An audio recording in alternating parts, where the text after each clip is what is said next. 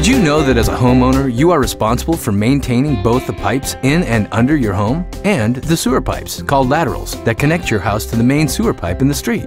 It's true, and because these pipes are under your foundation and buried in your lawn, you likely have no idea about their current condition. Things like tree roots, household grease, grime, and other items can clog your household pipes and laterals, causing the pipes to crack and eventually collapse. Usually, slow-flowing drains or gurgling noises from the toilet bowl are signs that your pipes may be in trouble. The best way to prevent blockages in any of your pipes is to schedule regular cleaning from Lindstrom Air and Plumbing. Using camera inspection tools, we can get a good look at how your pipes are performing. The good news is that we have an array of sophisticated tools that can both prevent and remediate root damage and clogs.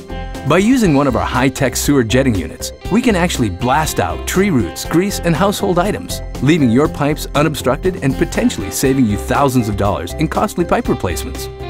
The first step toward healthy pipes is to call and schedule a camera inspection today. After all, what you can't see can cost you.